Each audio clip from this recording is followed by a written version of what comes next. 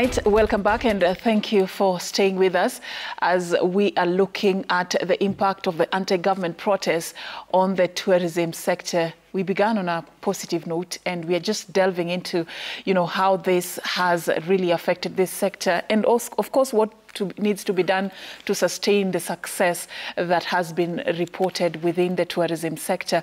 And on this second part, I'd just like to start with you, Mohammed. Paint a picture for us with regards to how, it is interpreted when on a global scene we have headlines such as 50 deaths that cannot really be accounted for. There is a destruction of property that has been reported within the last few weeks. We have businesses that have been looted. In the context of the tourism sector, such headlines, how are they interpreted from where you sit? Thank you. Mike, I think, put it very well when he said tourism is the happiness industry, where you sell, wellness, and you're selling happiness, and people come on leisure. And even if you come for meetings, you want a serene environment.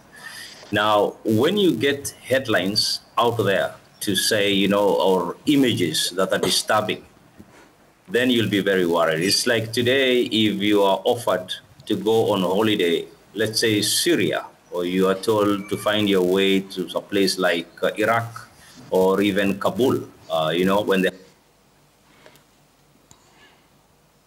will not be comfortable to go there. And that's a huge concern. Number one, as tourism industry, we empathize and we condole with all the families that lost their loved ones. It is sad when you lose a loved one. It's not easy. We were young in the 90s when some of us also participated in the call for multi-party democracy. I still recall I was in Italy College at that time when the Section 2A was repealed, and late 80s when I was in high school. So we were also young at some point, and we also did our small part. But nobody should lose life because they're agitating for what is constitutionally right. I think that's very important.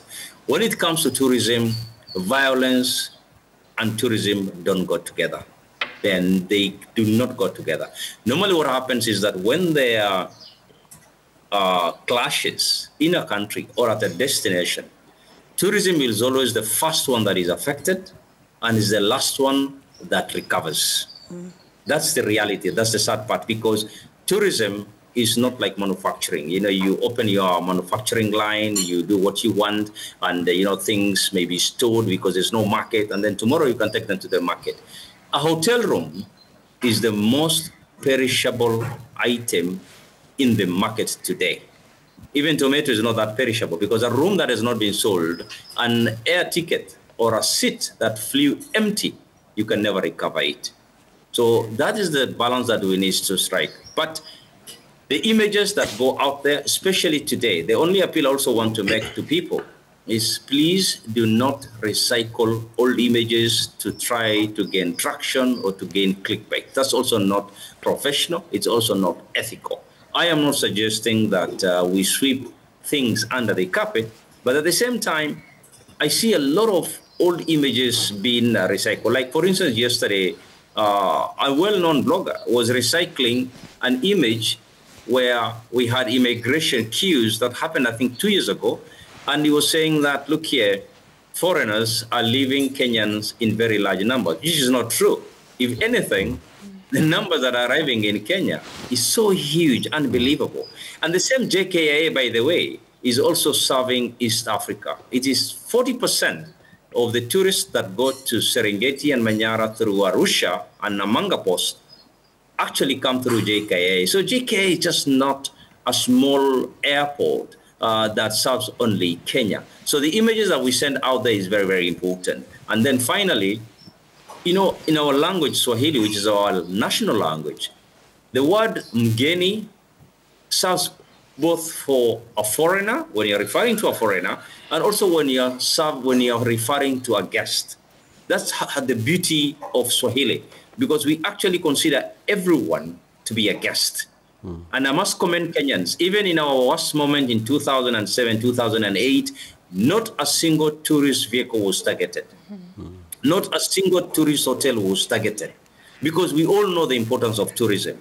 And Kenyans have no issues with international guests. They have no issue with foreigners. They always say, you know what, this is our housekeeping that we are looking after. This is we're doing. This is internal. It has got nothing to do with you. We've had tourist vehicles being allowed to pass through places like Naivasha, places like, at that time when it was really, really bad. However, this time around, we have a Mali, which is proving to be a problem, where we get young men blocking the road, asking for money and demanding for payment. That's not a good sign.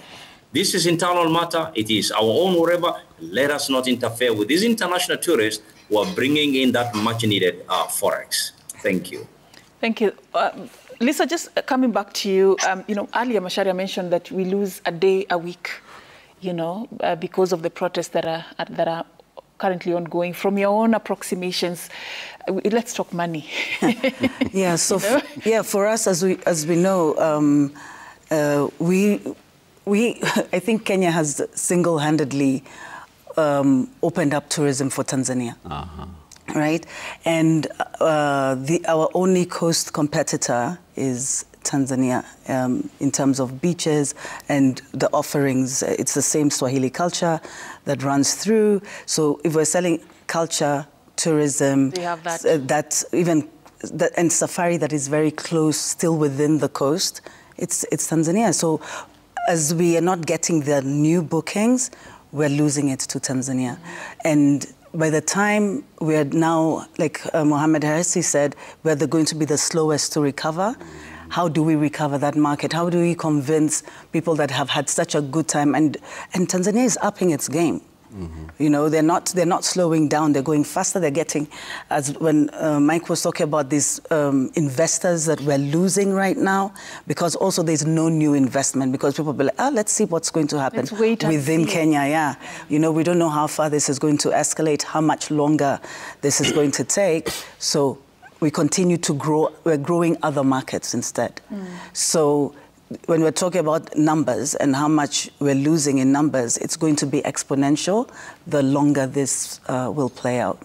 And I think it's very important that as an industry that we also start leading these conversations and with private sector to be on the same table when the Gen Zs are talking to the government, and because it's about business, our economies still have to run. At the end of the day. Mike, you talked about, is it an update or a report that will be coming out in a few days? Do we have a figure or something that can help us understand just the depth of the loss that we are currently talking about, that we are experiencing? When you're saying that the sector is among those that are hard hit, how hard is that blow? Okay, Safin, what we do, because it's usually not very easy to determine the amount of money lost in the immediate time frame that the protests are happening. Because what we do is, like now we are asking our members, have you received cancellations? What's the value? We need to collate. We work a lot with Kenyatta University from a research and data side to give us that information. And we've developed a questionnaire that will go out today. The report that is going out is actually an update on the situation on the ground. So we are telling our customers and the source markets, this is where we are. The same things we are talking about here. No tourist has been harmed. There is no real threat against any visitor. Even the threat against the citizens, we are seeing the threat going down. We are not seeing too much violence now as we did a week and a half back. So we are just giving factual information to the market so that they know what's happening. And for us, we are never shy. When things are bad and we've shut down and we have to fire people, we say it.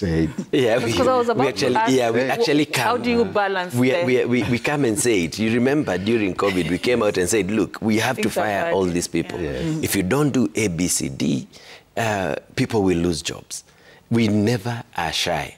So don't think for 1 minute that we're here just dressing a problem and burying our heads in the sand. Yes. We know we're in a position that could easily escalate into a serious crisis if we don't do something about it. But at the same time, what we are getting is not alarming in terms of what the kind of bookings that have been lost so far. We've not reached that alarming stage. But if we are not careful, we can get there. And this is what we are talking about. So we'll be doing an evaluation of the lack of new bookings against what has gone out. And in a few days, we can come back and tell you, hey, look, it was X amount of shillings that we lost. And this translates into this number of jobs. On the issue of crime, we need, as a country, to start treating all criminals the same. So if you're a criminal and you've done something, face the law. If you're a citizen, face the law. If you're a policeman, face the law. If you're a politician, face the law. The problem that we are having is that we have these incidences of crime that are just going unpunished.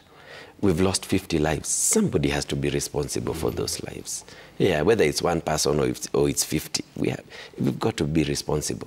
As a society, we also need to stop accepting that the loss of life is a normal day-to-day occurrence. And we are dealing now with young lives. So it's something that we need to think about from the side of the criminal side and the social perspective. So we know that we don't operate in a vacuum as an industry. And we know that for us, we need to continue growing. And that growth is what will translate into these issues, the jobs that the youth are talking about. I think just to echo what Mike is talking about, I haven't seen also a parent coming to my college and they would like to withdraw, a daughter or a son because they believe that there is no good future in the tourism industry. I haven't seen that. I also haven't seen any parent or any guardian coming to say, no, I want my daughter or my son to leave school for some time because I really don't believe that this is sustainable. Then they can come back when tourism improves. That's what I'm really driving at. Our youth are resilient. They have a positive impression of the industry. We have to put things in order so that we get the respect that we deserve in the eyes of other international countries. We are supplying students now to Rwanda and Burundi in terms of employment because of the examinations that our students sit. IATA exams. IATA stands for International Air Transport Association, which is a global association of all the airlines of the world. That is a benchmark as far as training in the industry is concerned. So we are among the first in the country, or among the first in the world to ever think about and evaluate and look at international examination seriously. That really help us. From my point of view, if only we can sustain what it is that we have and do the balancing that Hersey has been talking about between protests and good living and accountability on a part of the government. We have a country and we have an industry that is stable. People love this country. And I believe that the 5 million mark that you're talking about by the year 2030 is realizable. Not just the clients coming in, but also being matched with a trained human resource that will be able to offer international standards for clients who come into our country. All right. Yes. I'd like us to, we will cross over to now that good future that we are looking at and what we need to do to sustain the gains within the sector. But just allow me, Mohammed, to just, borrow from your wealth of experience as a veteran hotelier. You have served in several senior positions in different hotels and even associations.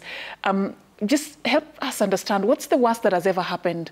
Have we ever been here before, or are there things that have been worse that the sector has experienced before, and how did we as a country bounce back from your perspective? Thank you. The worst scenario we had was the infamous post-election violence, 2008 December, and then 2008 all the way to February.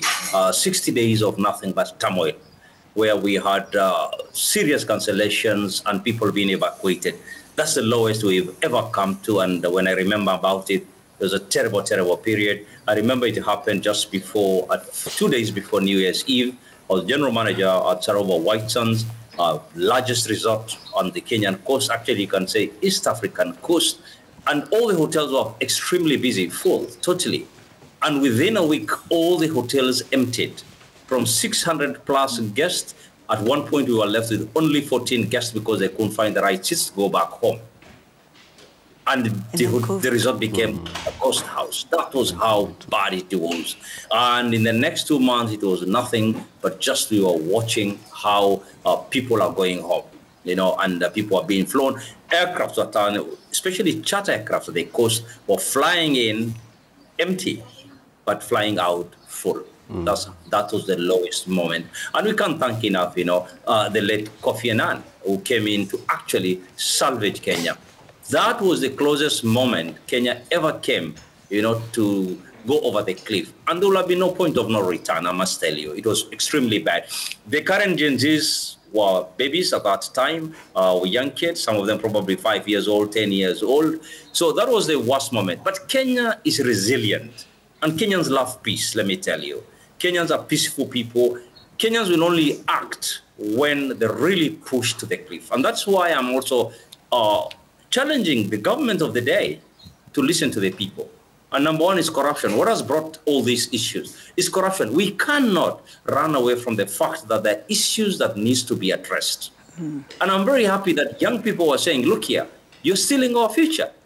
You need to stop it. And I don't think they're asking for too much. So asking me, have we ever been this low? Yes. Did we recover? Answer is yes. We are very resilient. And I recall once the peace deal was signed, we started now working very hard to get the international media to come to Kenya. Kenya Tourism Board, and I'm appealing to government, the moment things cool down, we need to give more funding to Kenya Tourism Board. We should not amalgamate and merge Kenya Tourism Board with other organizations, because this is a very special body that is marketing the destination, so that we can go into overdrive and promote this destination. We keep hearing about Tanzania. 20 years ago, there was no tourism in Tanzania. Tanzania learned tourism from us, and they learned all the mistakes from us so that they don't repeat those same mistakes. So we are very happy. Personally, I'm very, very happy for Tanzania. When your neighbor does well, then expect also to do well. When your neighbor's cup is full, it overflows to yours. Will you rather be surrounded by countries that are unstable, or will you rather be surrounded by countries that are doing very well? And when it comes to tourism numbers, let me also say this. People keep telling us, oh, Zanzibar is doing better than you. Tanzania is doing better than you. But you know what? When you look truly at the numbers that come to Africa, we've scratched only the surface. We are getting less than 3% of global tourism. So basically, and simply put, when you start comparing Zanzibar and you're comparing rather Tanzania and Kenya, it's like two dwarfs competing with Stola. Because the world is handling 1.4 billion travelers. Africa put together is handling less than 75 million tourists. Then sub-Saharan Africa, which is south of Sahara, we are handling, the northern part of Africa is taking 50% of that 75 million. So we are left with what, 30 million? Between South Africa, Botswana, Namibia, Tanzania, Kenya. And that's why I'm saying we are two dwarfs competing with Stola. In the mix of things, when you look at the full picture, we are nothing. So 1 million tourists, even 3 million tourists now that we are targeting, is actually nothing. We can easily hit 5 million, but we can only hit 5 million if we also get the discipline of doing things right. We cannot be talking about non-functioning toilets at our airports. We cannot talking about immigration counters that are not manned. You cannot be talking about now we have ETA that sometimes goes down, that doesn't work. We cannot talk about tickets, for KWS or national parks, you go in and the systems are not working. This is eCitizen and many others. So we need to get these small things in place, and the bigger things will take care of themselves. We always like admiring Dubai. We like admiring Singapore. And these days also Kigali. But leadership is doing the right things. And we need to get that discipline in our DNA. We lack that DNA, discipline DNA in our Kenyan setup, especially when it comes to policymakers and it comes to the authorities. Thank you. All right, Mohammed. I mean, the analogy. Passion. It's known as passion. We have a lot of passion. He has the best analogy. In this industry of ours, passion is key. I know that, we've had some very many low times in our industry. Starting from '92 when we had clashes in Narok, a place called Enosupukia. Yes. I don't know how many of us would remember the Enosupukia clashes. We had Kayabombo in '97 that brought our tourism completely to its knees and led to the formation of the Kenya Tourism Board. People don't know where the Kenya Tourism Board came from. It was actually formed after the Kayabombo clashes in '97. Of course, we've had the issues of 2008, late 2007, early 2008, and our recovery plans and the setting up of the Global Resilience Center. And we had issues in 2014 when we were under attack by Al-Shabaab. That is the only other time that we saw tourists actually being pulled from hotels at the coast and put on planes to go back home. Because it was felt that a terrorist does not differentiate between a citizen and a tourist. So that's the only other time they left. And then we had COVID. And now we are here. So if you go through all those... It's a rich history, but it speaks to the flexibility and the resilience of the sector. And how it has morphed over time to become even better. Speaking of which, I was looking at the latest report by the World Travel and Tourism Council that revealed that tourism sector contributed 1 trillion to the Kenya's economy in 2023. They are describing this, Lisa, to be record-breaking. I don't know, what would be your description of the growth within the tourism sector and what you have observed? Do we have reason to celebrate?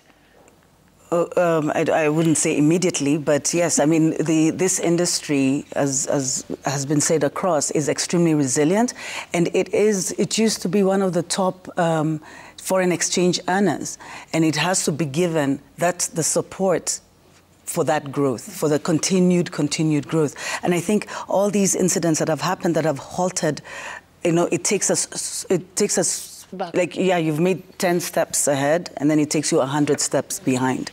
So constantly having to be on a recovery cycle is also quite exhausting, not only to the industry. So like here we are at the 1 trillion mark, but we should be at 3 trillion if we had the right investments and whatever. And I think one of the things that Mohammed Hassi loves to speak on especially is getting media support. So even while we have all these numbers, we're so resilient. We are able to absorb 80% of a task force of employment. We can do so much more to address every single issue that is being brought into the country. Unemployment, tourism can take it. Even food and job security. We support all the farmers. I mean, the tourism, KCTA actually represents all sectors of the industry. It's not only hoteliers. We also have bankers as members. We have insurance companies, hospitals, because our members are everybody that is directly affected by tourism. So we see that tourism touches on every single sector of the economy. So if it's supported the right way, with the right legislation, with the media support, that is not scaring the world, as to exaggerating what is actually happening, and the imagery. I mean, imagine, I saw on The Nation the other day, the 50 was the whole thing. I was like, 50, what's that, And it's 50 people died. That have been reported since the protest began. Can you imagine? But we just report facts. That's just the facts on the ground. Yeah, but you will not see that in any other country. And they have the facts, but they're like inside. You know, so we seriously need a lot of media support. And even though, I mean, and because it does affect investments, it does affect our tourism numbers, as we don't want to be little dwarfs fighting to, you know, looking at giants, right? We want to be the giant. So, and I think we need every sector, just the way we support every sector, we need every sector supporting us, and especially within policy and legislation. There was an interesting discussion, Gaku, about the job market. And there's also reports that the jobs have grown by 6% to reach about 1.55 million. This is accounting for 1 in 13 jobs across the country. This is within the tourism sector. I'm quoting the WTTC report. But then again, the concern is we are creating jobs, but seem like we're exporting more than we are producing. What is the missing link? We should, and we are trying our best to do it as Afrin. We should produce not just enough for ourselves, but also enough to export as well. Once we have our enough. We have enough. But there are also misses and near misses. Yeah. And what comes to my mind immediately is the issue of remuneration. We have our salary scales, of course, determined by individual employers, nothing that is cast in stone. But that does not come near anywhere those who go out of the country. Could it be Dubai? Could it be, I hear in Australia ones, a lot of Poland, Canada, and so on and so forth. You get that those who go out get it 3 times what they would actually earn in the country. You cannot stop people from getting to going for greener pastures, whatever it is, all over the world. That is what it is like. And this emergence of new jobs everywhere in the world is as a result of COVID. Many did not get back. Many staff members did not get back, decided to do other things. And we should be able to fit in those particular areas where our human resources are needed. But let's not forget that we're talking about skilled labor here. We get enough here, but we should also stop looking at like training grounds where people come from universities or colleges, work for 3, 4, 5 years in Kenya, and then there they are going for greener pastures. We need to also, you know, place quite some good offering to retain talent in our country, because who is fleeing the country? Of course, it's the finest, it's the cream that leaves the country for a greener pasture. The best is the what best leaves. that we have in the market. Yes, and it's good and bad. It's positive and negative at the same time. But bottom line, if we can have a properly structured, even remuneration system for those who work in the industry in this country, comparable to what they would actually get when they got out of the country, and our tourism is growing in good numbers, such that we do not have to hustle and jostle for few opportunities that are here in this country, we would get very, very far. Don't forget that today, if you go to Westlands, it has become really a hospitality suburb of the city. Movenpick, Radisson, everybody's there, Mike. And look at the projections. Next year, we have 34 new hotels setting up in the country. I'm just reading Air Asia is coming to the country from Kuala, Mike, and many more that are coming in. Could you imagine if we opened our skies to all the airlines to get into the country, how far it is that you'd get? I am talking this as an advocate of the Gen Zs, because this is where I've featured for the last 32 years and nowhere else. They are good. They listen, they have the passion for the industry, they are versatile. I've never heard of a parent who comes and says, no, my daughter cannot go to Qatar or to wherever it is to go and work, or even Kuwait to go and work. So it is open for us, and the Gen Zs, we are always out to go out of the country and work whatever it is that we like, whatever it is that opportunities are available. If we can sustain this, the issue of unemployment, the issue of foreign exchange, the issue of a weak shilling against the dollar will actually be a thing of the past. A thing of the past. Allow me to jump in there. First of all, the number you've pulled out from WTTC is wrong. Our number is 3.1 million. 3.1. That is our physical count as at the jobs? Yes, as of October 2020. All right. Because we did a physical count during that time. So it is not a million. It is 3.1 million for us in hospitality and tourism. Secondly, why are we losing some of our brains to other countries? Yes. It is because of the slow pace of investments locally. And the slow pace is related to the cost of business. You remember when I started, I said we rely a lot on the macro environment. The cost of doing business in Kenya is extremely high. And this is part of what is being addressed by this protest. When you have an unpredictable environment where you don't know which tax will hit you next month. I've seen something by Governor Sakaja proposing to tax cuts. You know, you even wonder, do these people even understand the environment we are living in? Yeah, when you're proposing certain, you're here, you have a hotel. Getting worse every day. Yeah, you have a hotel, there are stray cats in your property, you have to tax them. Come on. We need to be serious as a country when we are discussing the cost of doing business. And if we cannot bring that cost down, then we cannot drive more investments and we cannot create more jobs for our people. So you'll always find our people leaving. So it's a conversation that we need to have on the macro issues that affect tourism development. All right. I want to cross over to Mohammed and just to get to understand what you think it will take for us to sustain the gains that have been achieved within the sector. You can talk about even what government needs to do. And I heard even Lisa talking about you being very passionate about the call for media support. I'm glad we gave you this platform this morning. Let me start there. But tell me more about what needs to be done to get it right, Mohammed. No, firstly, I can't thank you guys enough, the media. We always like bashing media, but we can't thank you enough for giving us this session today. And quality time, we're not just talking about 20 minutes appearance and that's it. This is quality time and we must say asante sana. Now, what do we need to do? What does government have to do? It takes, two to tango. It takes the effort of everyone. Firstly, Kenyans are very warm people. We are the friendliest people you'll meet in Africa. That's a fact. Huh? You meet a South African and he'll ask you, how comes the blacks in South Africa are not as friendly as you guys? That's what they tell you. Next door Tanzania, tourists will tell you they're not as warm and as friendly as we are. Of course, they have what they call nidhamu. They are a bit, we are a bit aggressive compared to them.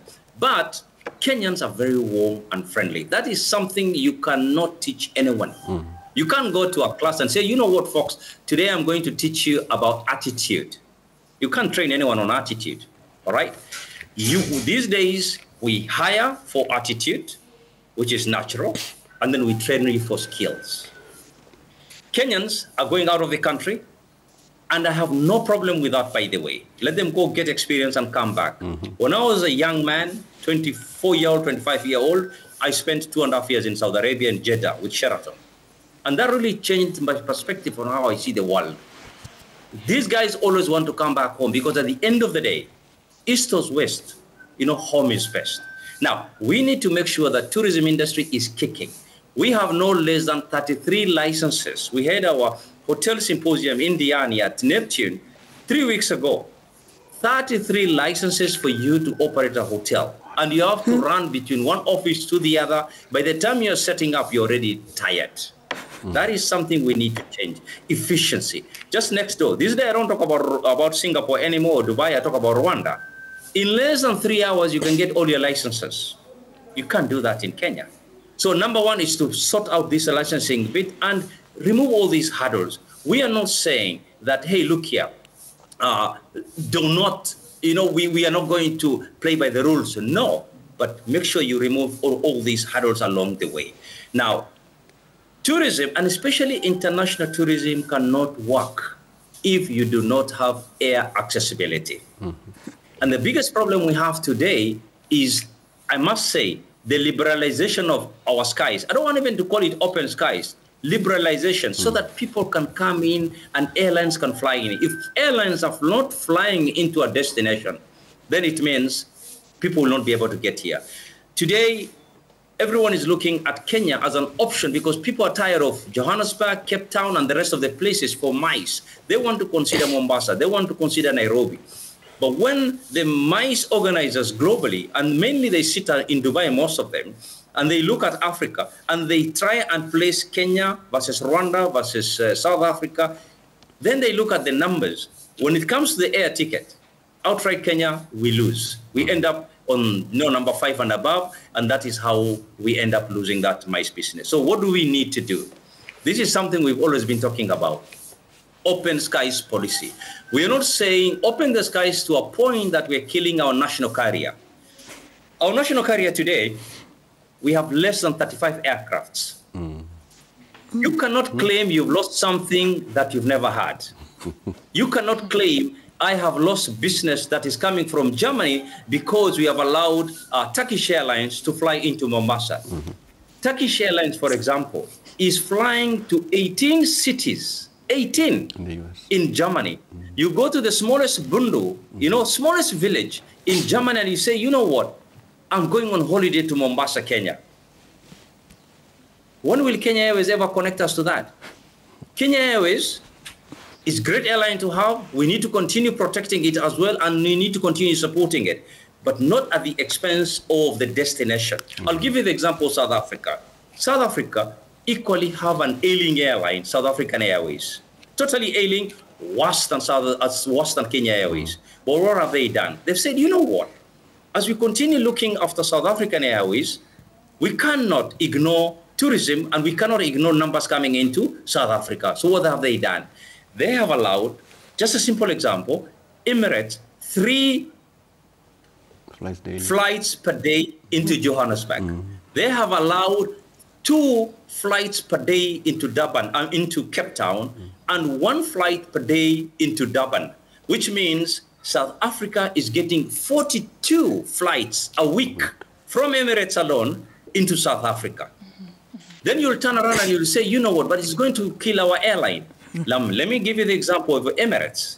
When Emirates did not even exist in 1985, KQ was already flying high.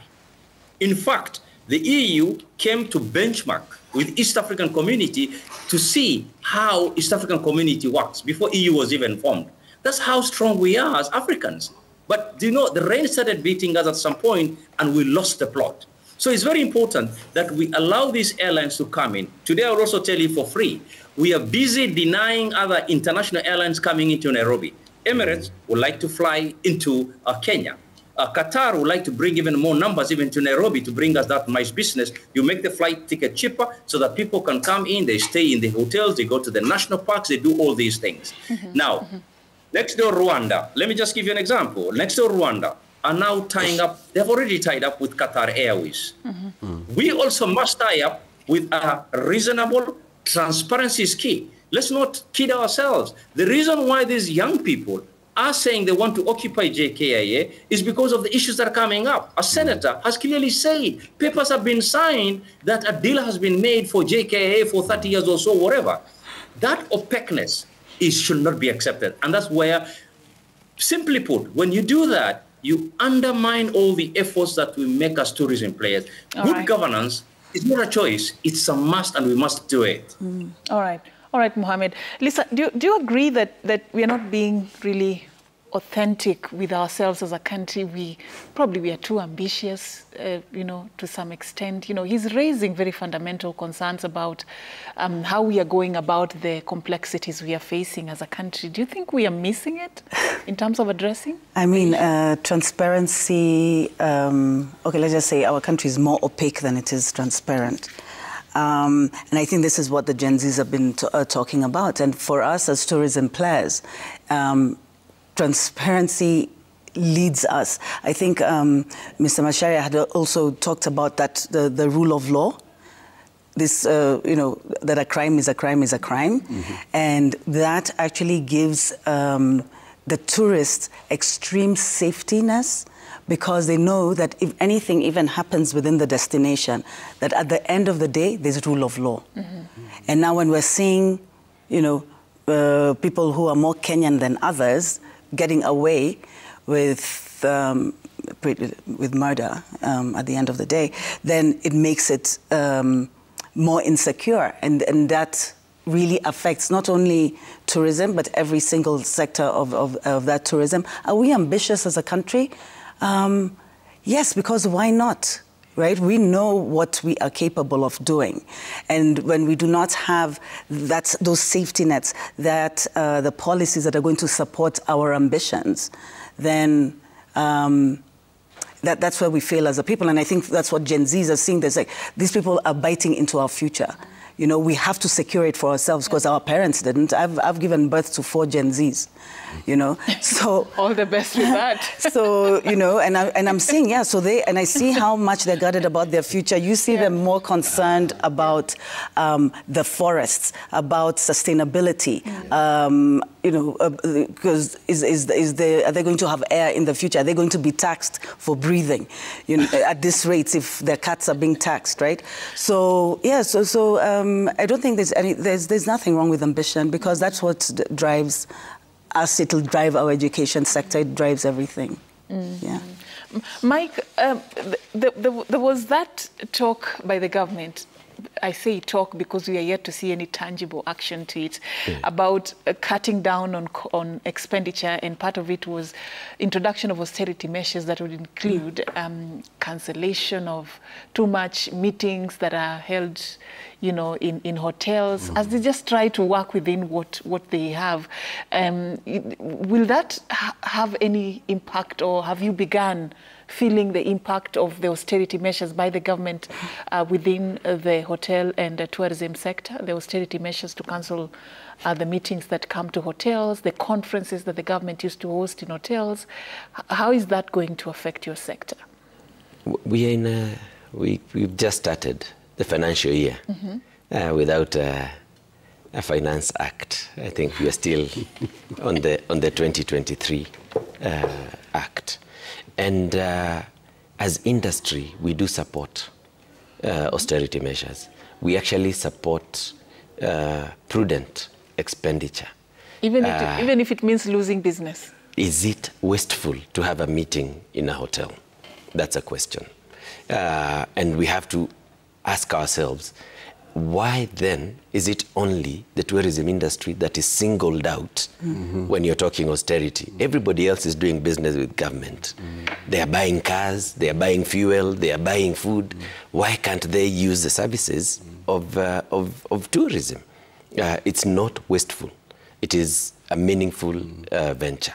So what we are saying is, don't look at us simply because we sell happiness that it's a waste. Yeah. It is also serious business that is employing a lot of people.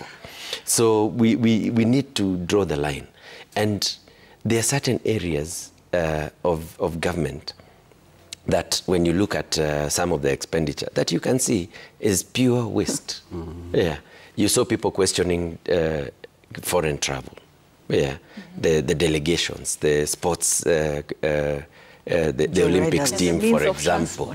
So there are many areas of waste that we can cut without necessarily compromising the genuine business that government does with the various sectors, because it does. So we need to be careful about that. But even as we stand to lose a bit of that business from the austerity measures, we also need to be alive to the fact that we have markets that we can attack. We have we've not talked about recovery. We've not talked about sustainability. We have a market in East Africa. Comparing Kenya to Tanzania and Uganda and Burundi, for me, is not important because it is a market that can complement each other. In fact, the East Africa community can supply to itself in each destination 2 million tourists per year, each. Without depending on the external. And we tested this when we came up with a single visa for Kenya, Uganda, and Rwanda in 2016, and movement by ID. You've seen the numbers, Uganda, Tanzania, and Rwanda. The numbers have shot. They're using our Kenya coast. Yeah. We have most weddings are held there. We even had Rwanda flying directly from Kigali into Mombasa. Uganda Airlines. Yeah, Uganda Airlines. We are talking about air access, and we are forgetting that Rwanda is opening us a hub. They're building a new airport. They've acquired more aircraft. So now it's no longer about Turkish coming to Mombasa. I can hop onto a Rwanda Air flight and connect to London, Paris, and Rome at a lower cost. So we need to look at the complementary nature of the EAC and bring people here. Take people to Uganda, take people to Tanzania, take people to Bujumbura and Kigali and South Sudan. DR Congo is part of it now. And we are talking about Somalia and Ethiopia. It's a big market. And this is what the EU did. You found that you're able to travel within destinations in Europe easily at a affordable cost. Right. So we need to look at our recovery and sustainability by doing regional, supporting Kenya Tourism Board. We have a fund that was started known as the Tourism Promotion Fund to ring-fence tourism marketing activities, but it's not being used for that purpose. Yeah, we need to start using it for that purpose and get the Tourism Board to market destination Kenya, because marketing is also very important. So there are many other areas that we can talk. I know we may be running out of time, but even before we get to the international markets, you see that we no longer complain about travel advisories. In fact, they are issued every day. Yeah. You don't notice? It's a very old-fashioned way. They don't have any impact? It's a very old-fashioned way of doing business. Are you telling people that they can't find information about where they want to go? That you have, as a government, you have to tell them, don't go here, don't come here. Yeah, it's very old-fashioned. And that's why you find people are still coming. Even when you put a travel advisory, people will still go because they can find the information on their phones real time. And they know which places to avoid and which places to go to. All right, Gaku? We also have to avoid self-inflicted pitfalls.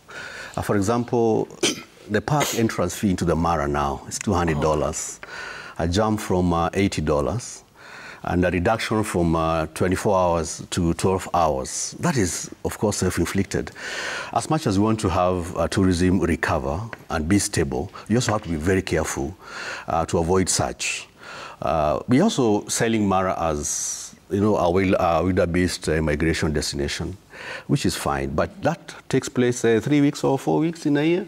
We need to let the world know that Masai Mara is much more than that. We have the Big Five, we have movies that have been shot there and so on and so forth. We have 5 properties in the Mara. So we need to tone down a bit on the migration because that's not the only thing that we have to offer in the Mara. Being a prime destination, we risk tourists coming here for a month or two throughout the year. And we should market it generally as a tourism destination over and above the migration for the wildebeests. All right. Yes. I want to pick up on something that Mike has said, and Mohammed, I'll rope you in on this. There is a plan to sort of like merge the East African community, the Southern African Development Community, and the common markets for East Africa and Southern Africa, COMESA, into a single commerce block, something that is coming up. I don't know whether this is something that you look at as a way that is going to be like a sort of like a game changer in relation to what he was mentioning. Like in East Africa, we can actually supply within us and actually make things work within the East African community. Looking at this development that is set to take place, is it going to give us like sort of like a leap forward? I would support that. There's an African proverb that says, if you want to walk fast, I'm a Pan-Africanist. Walk alone. If you want to go far, then walk together. And I did tell you earlier that the EU actually came to benchmark with East African community before it was killed way back in 1977. I was still a toddler in school. And coming together is the way to go. Africa has just been divided into countries during the Scramble for Africa.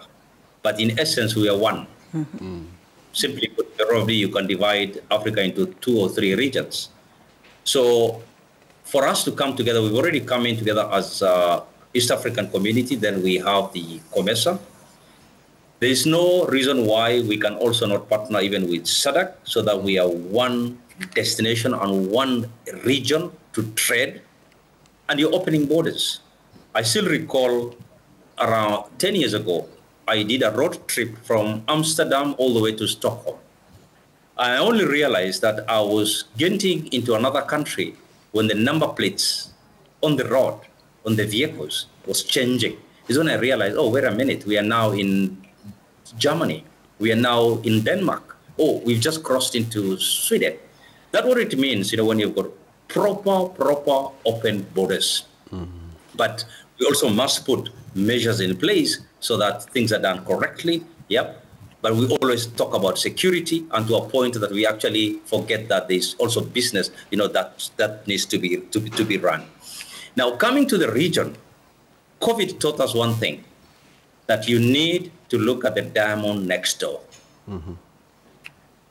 COVID showed us that, look here, international tourism took a long time to recover. Firstly, we had to look at Kenyans, Tembea Kenya, and I must commend KTB, 2007 and 8, at that time, post-election violence, and when we started the campaign of Tembea Kenya. And I must thank Kenyans. I cannot thank them enough, by the way. At some point, our beach resorts, 60% of the beds are occupied by Kenyans. Even today is our biggest source of business. You look at geographic mix, any resort today in Kenya, especially the beach resorts, when they look at the geographic mix, Kenya is always leading. Some hotels as high as even 80%. So Kenya is a big player. Then when you look at the region, also let's make it easy for them. Tanzanians, Ugandans, Rwandans, they're all coming into Kenya and vice versa. And the challenge I'm also giving to Nairobi, they say, live and play. I think it's important that Nairobi is positioned as a city that can be attractful, to all these people who are in the region. For instance, if you're in Entebbe or you're in Rwanda, you don't have to go to Europe to experience some of these cities. When you come to Nairobi, let me tell you, it is the Europe. So is it a 24-hour economy? Is it a lit up city? Are you able to dine easily at night? Nairobi today has 650 restaurants. They've got close to almost 10 Mediterranean restaurants. They've got close to, I think, 6 Japanese restaurants, over 10 Lebanese restaurants. And the numbers, and they're all proper restaurants that can compete with any in the world. So Nairobi today is a serious hub, just not at the airport. It's also about how we do things. When you look at the infrastructure, let's give credit to ourselves, right from Kibaki and all the way to President Uhuru. A lot has happened. So we should always be proud of what we've been able to achieve. So to answer your question, West Africa, Nigeria is another big source we can look at. But how do we treat West Africa? I'll give you one simple example, allow me. We have close to 2 million, actually 2.5 million West Africans who transit through Nairobi. Half of them have got a layover that takes between 6 and even sometimes 10 hours. They want to get into the city, but we don't want to allow them to come out. Those are the people you see lying on the carpet in the morning trying to catch their flight. Now, if 1 million of those West Africans just went into town, took an Uber, and have a meal, even in Nairobi West or wherever, and spent $50 only, that is $50 million. It's no brainer. It's easy. But you know what, as Africans, we always look at a Nigerian as a drug dealer. We're always looking at anybody who looks, from Somalia, a terrorist in waiting. When we look at somebody from, North Africa, whatever. So these are the issues we need to address. We are leaving a lot of money on the table. All right. Thank you. Mohamed, thank you for saying it as it is. But we are looking at, better times ahead. At least 14 countries will trade freely within East Africa, Central Africa, and Southern Africa from this Thursday. Wow. That is July 25th, following the ratification of this tripartite free trade agreement. As I get your final round of remarks, probably we can also talk about the very unique times that we are currently in. What will be your clarion call? We've talked a lot about about the misses and the hits within the tourism sector. But then as we close this conversation, what would be your clarion call as stakeholders? I'll begin with you, Gaku. Okay. For me, in a Jay-Z environment, all I would like to say is they should embrace tourism like they have. There's a future in it. There's professionalism in it. They can make careers out of it. But we need to mind on the balance between the agitation or the protests and the prosperity of the country. All right. Yes. Lisa? Yeah, for me, of course, what the Gen Zs are doing, they're doing it for all of us. I think everything that they've put out in the open is what we've been doing behind closed doors. And we've just not been as, I'm a Gen X, and we have never been as brave. And I was also raised by, I don't know which, the boomers, who were never also as brave. So we give them their propers, and that hopefully all their issues are addressed so that we thrive as an economy and prepare for this merger of 14 countries so that we are able to receive and grow and call for the investments that we need for the industry. Yeah. And as we marked, being able to tap into those markets, especially the landlocked ones, for us at the coast, that is so important. Our marketing should actually be to Cameroon, to Congo, because they're never going to experience the beaches that we have in Kenya and the hospitality that is the coastal people of Kenya. So, and we want them all to come. Again, they will not worry about advisories, even these little protests that we currently have. They've had, I don't know how many years of genocide. So this little thing of ours, they're like, oh, just move away. We're coming to the beach, And they have money, as Mohammed says. We were leaving a lot of money on the table. Yeah. So this free trade agreement is actually a big deal. A big boost. Yeah? Oh, yeah. For us, anything that brings our wagenis, our visitors, we are ready to receive. Mike? Yeah, two things. First of all, to the situation in the country. This is our country. There's a very thin line between, crossing over to complete precipice. And we should be careful. Whether it's Gen Z, whether it's the police, whether it's government, let's save our country. We know we almost got there in 2008, for those of us who recall, and we would not want to get anywhere near there. So let's find ways of discussing our issues. Let's talk to each other, not at each other, and try and resolve the problems. Let's hear each other as citizens. On the side of tourism is a game of numbers. If your numbers grow, everything grows. And I keep saying, we, as hotels, we think of ourselves as one huge supermarket. We don't own most of the stuff that we sell. Yeah, we have rooms, we have furniture, we have spaces. Everything else is outsourced. The meat we buy from the butcher. The mboga we buy from the farmers. The soap we buy from manufacturers. Coca-Cola we buy from manufacturers. Electricity we pay through this. Everything that goes through, including fuel, is distributed. So we are a huge distributor. So if our numbers grow, the distribution grows. All right. When you look at population versus number of tourists, I think we are the worst. We get 1.4 million and we are 50 million. In places like Dubai, they are 2 million in population, and they are commanding over 30 million. In France, it's almost one-on-one at 70 million. So what is our target? Should it be population-based? Should it be product-based? Should it be marketing-based? We need to have that discussion. All right. But we need the numbers to grow. To grow. Thank you. All right, Mohammed, you get the final word from Mombasa. Elders normally get the final thoughts. Thank you. I just want to say a couple of things. Number one, and the most important for me, is that Kenya is a very special country. I don't know whether some of us know what we got in our hands. It's a beautiful country. God has been very kind to us. We are centrally located. When you look at the location of Kenya, actually we are the heart of Africa. 4 hours to South Africa, 4 hours to West Africa, and 4 hours to Northern Africa. And, on our eastern side, we've got Somalia. So Kenya is actually can be the hub, and we've been the hub for a long time. But of course, competition is coming up. We've got Addis Ababa next door on the north, and then we've got also Rwanda that is putting its acts together pretty fast. Kenya is a country unique. When you look at our 42 community, I don't want to use tribes. We are multicultural. When you attend a comedy night and Kenyans are making fun of each other is when you actually love Kenyans. And you say, Kenyans love humor.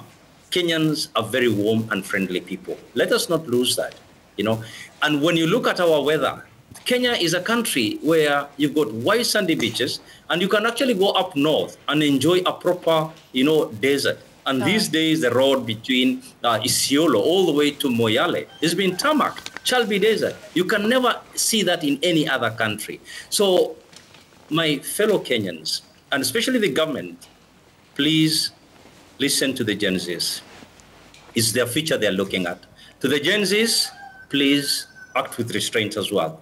Because the moment we tip over, there's no coming back. I'm not trying to sell you fear, but at the same time, you've been hard. No, let's do the right thing at the right time. And God bless Kenya and God bless Africa. Thank you. All right. Thank you, Mohammed, for saying that.